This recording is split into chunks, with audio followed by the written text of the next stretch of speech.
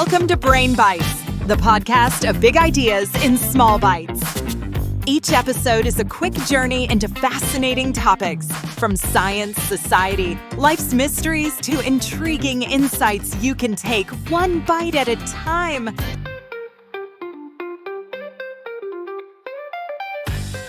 Why do products break sooner than they should? In today's bite, we reveal the shocking truth of planned obsolescence. Ever get to thinking about how long things are really meant to last? I mean, there's this fire station, right, in Livermore, California. They've had the same light bulb burning there since 1901. Wow. Over 120 years. Talk about built to last. You just don't see that kind of durability anymore. It's crazy, right? What's the deal with our modern light bulbs? Why can't they? Well, it's not always about the technology, is it? I mean, economics play a huge role. Ever heard of the Phoebus Cartel? Phoebus Cartel. Yeah, it rings a bell. Vaguely. Give me a refresher. Picture this. 1924 Geneva. You got a bunch of big-time light bulb manufacturers, think Philips, General Electric, meeting in secret. Okay. Sounds a little shady already. Oh, it gets better.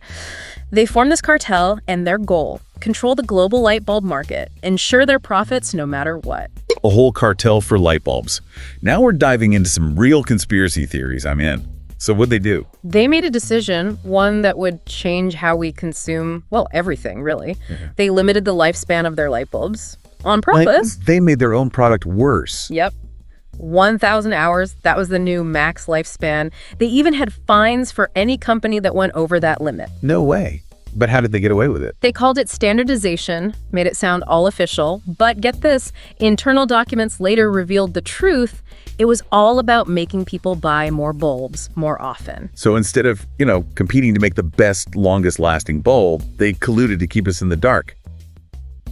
Literally. This is wild. Is this where planned obsolescence comes from? You got it. The Phoebus Cartel is like Exhibit A for planned obsolescence in action. And sadly, it's not just light bulbs. This practice is, well, it's everywhere, even now.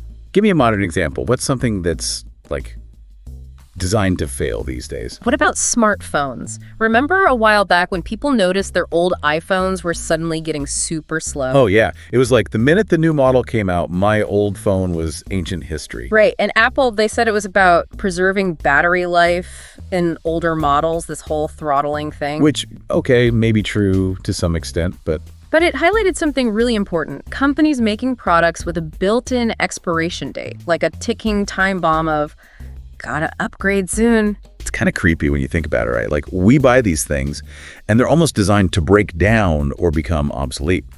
So I gotta ask, is this always a bad thing? Is there ever an argument for planned obsolescence? Now, that is where things get interesting. See, during the Great Depression, there was this guy, Bernard London. He was a real estate broker, of all things. Okay. And he proposed this radical idea. Mandatory planned obsolescence. His thinking was it could help the economy. Mandatory. The government would tell you when your toaster was officially done for. Doubt that would go over well. Yeah, it was a bit out there. His argument was that if everyone had to replace things more often, it would create more demand, more production, more jobs. Interesting idea. But I can see some major downsides, especially for, everyday people who are already struggling. Sorry, you can't pay rent, but your washing machine is officially outdated. Got to get a new one. Exactly. Plus, there are other examples that show what happens when things are too durable. Ever seen that old movie, The Man in the White Suit? Can't say I have. What's it about? So this scientist invents this fabric that never wears out. Right.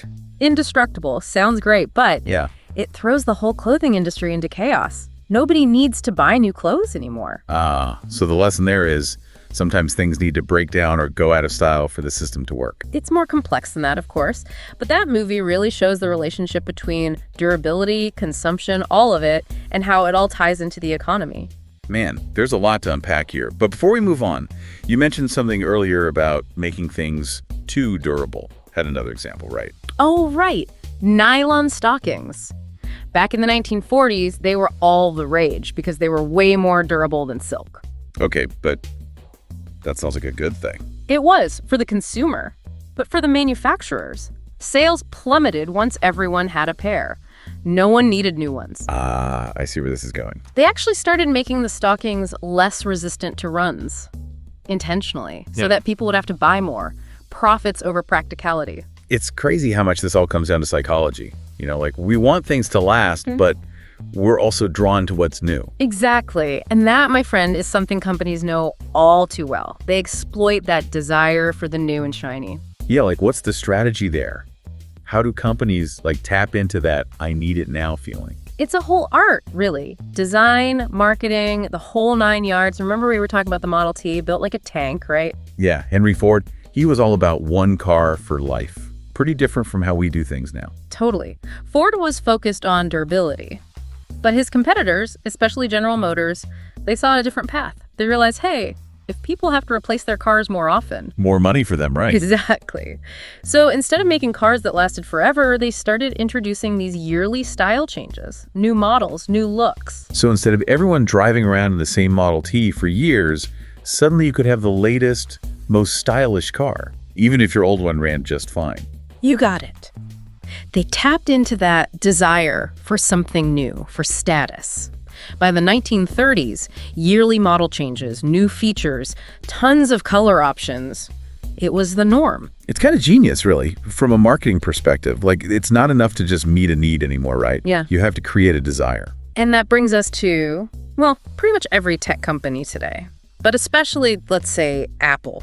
With their yearly iPhone releases, it's like clockwork. Just when you think you've got the latest and greatest, bam, new phone, slightly better camera, faster processor. And we eat it up, don't we? Upgrading, not because we need to, but because we want to. The newest features, the best design, keeping up with the times. It's like this fear of being left behind, tech-wise. But all this upgrading, it takes a toll, right? Environment, our wallets, even just our own peace of mind. It's a valid concern that this constant churn of consumer goods, it's not sustainable. And if we're always chasing the next upgrade, are we ever truly happy with what we have? Right. It makes you wonder, is there a way to balance this desire for progress, for innovation, with, being more responsible? That's the million-dollar question. What if, instead of replacing entire products all the time, we focused on more modular designs? Modular, like being able to upgrade just parts of something instead of tossing the whole thing. Exactly. Imagine your phone's camera gets outdated, just swap it out. No need for a whole new device. That'd be amazing. Less waste, probably cheaper in the long run too. But even if companies start doing that, we as consumers have to change our habits too, right? 100%. It starts with being a more mindful consumer, really asking yourself, do I need this? Will it make my life better? Or am I just caught up in the hype? Yeah, it's so easy to get sucked in by those flashy ads, making you feel like you're missing out. Right. Recognize those tactics. Make choices that match your values. Maybe that means repairing something instead of replacing it. Or choosing a product that's built to last, even if it costs a bit more upfront. Fighting back against that idea that newer is always better. And honestly, sometimes the most sustainable, the most satisfying choice is to appreciate what we already have. Totally. And there are movements pushing back against this whole throwaway culture, like the right to repair movement. Right. Giving people the power to fix their own stuff instead of being forced to buy new. It's common sense. It really is. Empowering consumers, making things last longer. Exactly. Moving toward a more circular economy where things were built to last and be repaired. It's a win-win. Okay, so we've talked about the history of planned obsolescence, how companies use it, and the impact it has on us. But I feel like there's a whole other layer here. It's like, why are we so susceptible to this in the first place? The psychology of it all. Oh, absolutely. There's a fascinating relationship between marketing, psychology, human desire, and companies know exactly how to exploit that. It's like they've figured out the formula to make us crave the new, even when we don't need it. It's true. Think about that feeling, right? Unboxing a brand new gadget, the excitement, the novelty. Totally. It's like that feeling you got as a kid opening a present, except now it's a new phone or something. Exactly. Companies tap into that human need for novelty. We're curious, we like new experiences, shiny things catch our eye.